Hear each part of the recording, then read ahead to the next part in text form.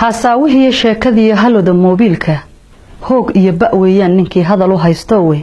waa laba haween oo aroos midi ka soo heestay habeen hore wixii dhacay ayay kaga hadlayaan ha qoslina habdhaqankoodii baan hoos u galeeyay heble iyo ninkii hebel miyaad maqashay hawshooda habar buu ninkii guursado loo hadoodiyay kama helin habkay u labisnayd waana la hubaaye kaba hoos ka furan bay qabtiye taash hareeriyalahe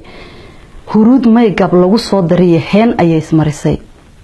heelada midii tumaysay baan halis ku soo toosin ammaantooda reer hebel ayay horay u raacaysay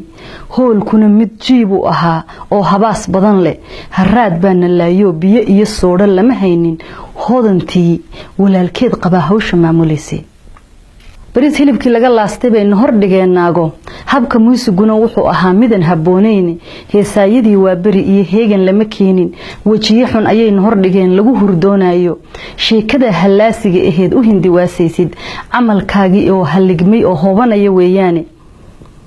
waa hadimo aad ruux muslina hogu qodaysay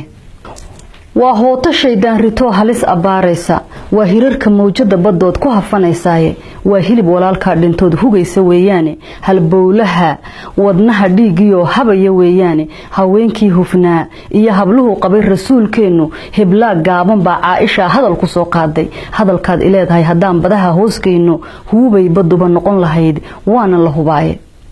ha ku oran walaalka muslina hadal u diidayo haddii uu hortaada fadhiyo ama hareertaada ama uu hindiyo joogo iyo herer duleedkeeda ha ku oran walaalka muslina hadal u diidayo